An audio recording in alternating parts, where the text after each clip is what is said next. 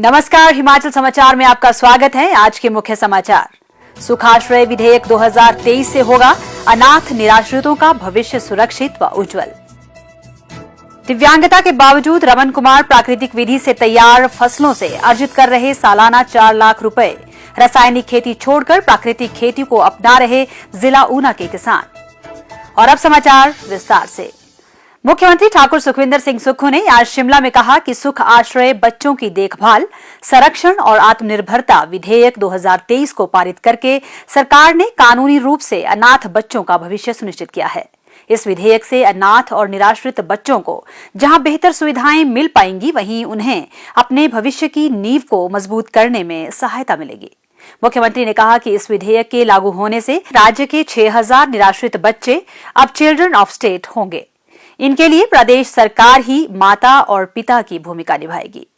राज्य सरकार इन बच्चों को अभिभावक के रूप में पालने पोसने, समाज की मुख्यधारा से जोड़ने के लिए हर संभव प्रयास करेगी। इस विधेयक का उद्देश्य अनाथ, निराश्रित और दिव्यांग बच्चों को उचित देखभाल, सुरक्षा, विकास और आत्मनिर्भरता प्रदान करना है। इसमें चाइल्ड केयर और आफ्टर केयर संस्थानों में रहने वाले बच्चों को वस्त्र और उत्सव अनुदान प्रदान करने का प्रावधान भी किया गया है। साथ ही बच्चों को राज्य के भीतर और अन्य राज्यों में वार्षिक शैक्षणिक भ्रमण का अवसर भी प्राप्त होगा।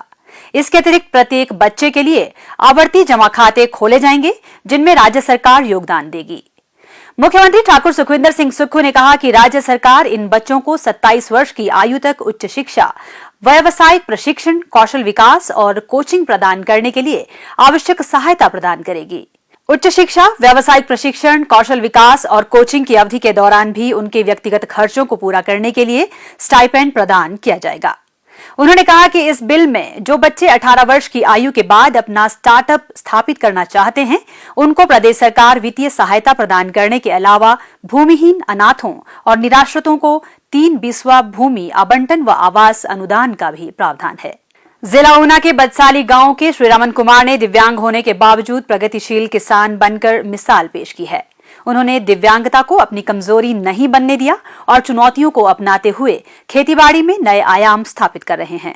श्री रमन कुमार का कहना है कि जब उन्होंने खेतीबाड़ी का कार्य शुरू किया तो वह रसायन युक्त खेती करते थे। इससे फसलों की पैदावार में कमी होने के साथ साथ खेतों की मिट्टी की उर्वरता पर भी असर पड़ता था।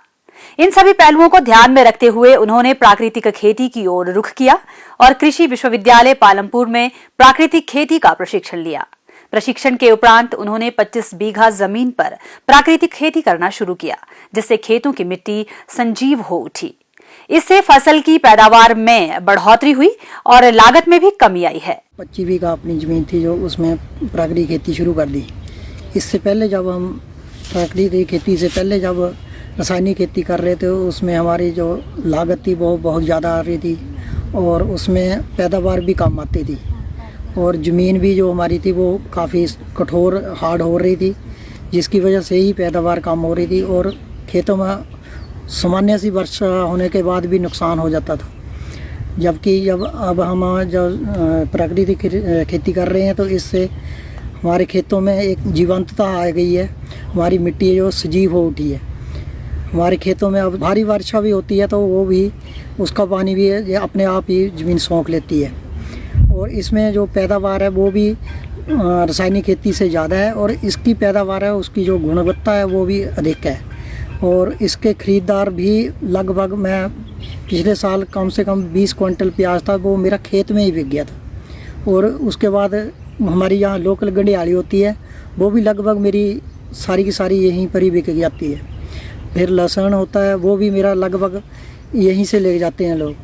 तो सबसे जो बढ़िया मेरे को प्राकृतिक खेती का लाभ हुआ है वो घर से ही जो मेरे उत्पाद बिकने शुरू हो गए। मैं अपने बेरोजगार युवा साथियों को भी ये बताना चाहता हूँ कि आप अपनी मानसिकता को बदलते हुए नौकरी के पीछे भागने की ज़रूरत नहीं है। अपनी पुश्तैनी ज़मीनों को हम अगर प्राकृतिक कृषि के अंतर्गत हम खेती करते हैं तो इसमें लाभ कमाया जा सकता है।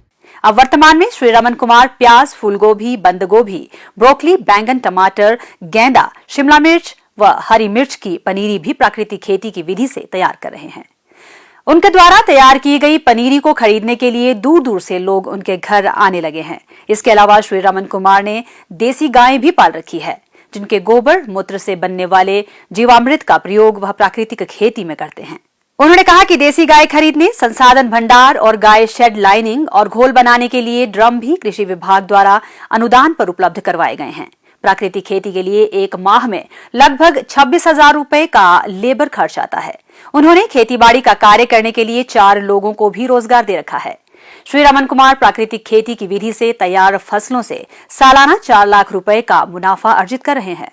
हिमाचल समाचार देखने के लिए सब्सक्राइब करें YouTube channel information and public relations department HP, follow करें ट्विटर @DPRHP, लाइक करें Facebook page information and public relations department Himachal Pradesh, visit करें वेबसाइट www.himachalpr.gov.in। इस अंक में इतना ही। कल फिर होगी मुलाकात। दीजिए इजाजत। नमस्कार।